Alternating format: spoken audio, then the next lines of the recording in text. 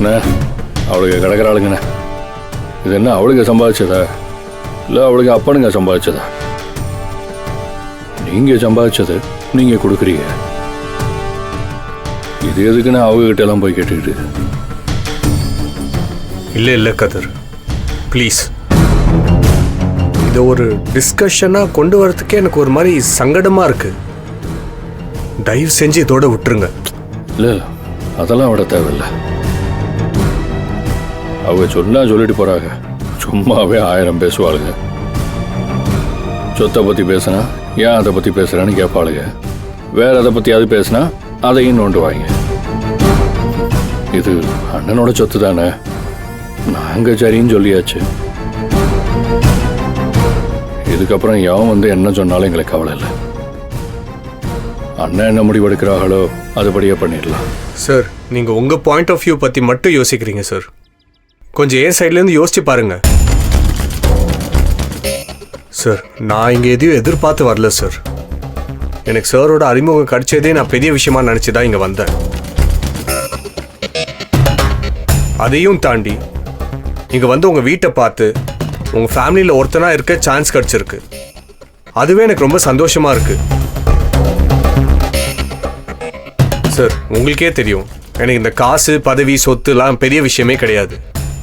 என்கிட்ட இல்லாத காசா இன்னைக்கு வெளியே போய் ஏன் வெளில கூட போவானோ? உங்கள் மொபைல் இருக்குல்ல, நீங்கள் அதை எடுத்து ராவணன் போட்டு பாருங்க. என் நெட்வொர்க் என்னன்னு உங்களுக்கு தெரியும். பாருங்க கதிர், எடுத்து பாருங்க. உங்கள் சொத்தை விட என்கிட்ட 50 மடங்கு, ஏன் அதை விட தாண்டியே இருக்கும். இதெல்லாம் பேசுறதுக்கு எனக்கே ஒரு மாதிரி ஆக்வர்டா இருக்கு. இப்போ இங்க பிரச்சனை காசு இல்லை, எனக்கு உறவுகள் தான் வேணும். உங்களுக்குலாம் சந்தேகம் வந்தா கூட எனக்கு பிரச்சனை இல்லை. ஆனா என்னோட அன்பு உண்மை. நான் ஏதோ சும்மா உங்களெல்லாம் பிரதர்ஸ்ன்னு கூப்பிடல. அதே மாதிரி அவங்களையும் நான் சும்மா வாய் வார்த்தைக்காக அண்ணின்னு கூப்பிடல, மனசார கூப்பிடுறேன்.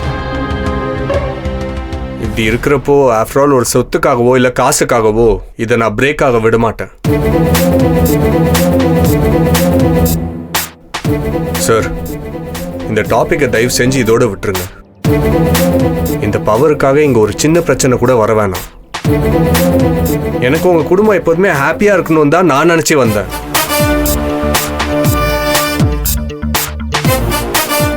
என்னால் உங்களுக்கு ஒரு சின்ன மனக்கசப்பு கூட வந்துடக்கூடாது சார்.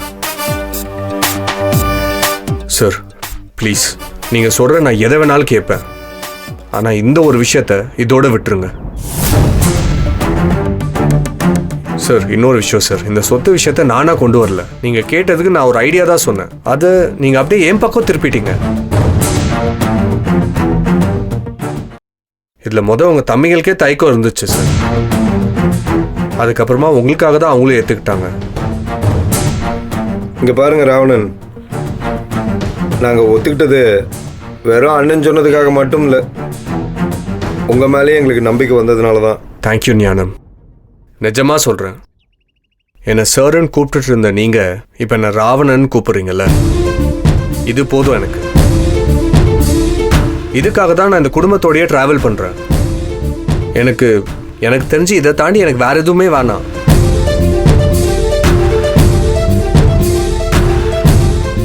சார் ப்ளீஸ், இதுக்கு மேலே தயவு செஞ்சு என்னை சங்கடப்படுத்தாதீங்க.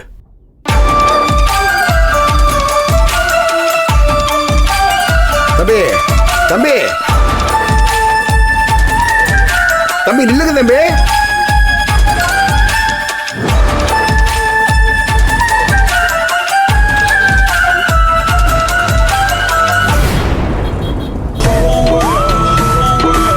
இது உங்க சொத்து.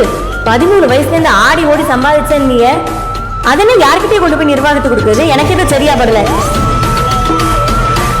இல்ல சார், அவர் இப்ப என்ன நினைக்கிறாரு? எங்க வீட்டுக்காரவளுக்கெல்லாம் மூளை இல்லைன்னு நினைக்கிறாரா, இல்ல இருக்கிற மூளை வேலை செய்யாதுன்னு நினைக்கிறாரா, இல்ல என்ன நிர்வாகம் பண்ண தெரியாதுன்னு சொல்ல வராரா, என்ன சொல்ல வராருன்னு புரியலையே. நீங்க சொன்னதுக்கோ நீங்க பேசுனதுக்கோ நாங்க எதுவும் இப்ப பேசிட்டு இல்ல. நீங்க எதுவும் தப்பா எடுத்துக்காதீங்க. நீங்க வேற ஏதோ பெரிய பணக்காரன்னு கேள்விப்பட்ட உங்களுக்கு பார்க்க நிறைய விஷயம் இருக்கு. இது வேற எதுக்கு?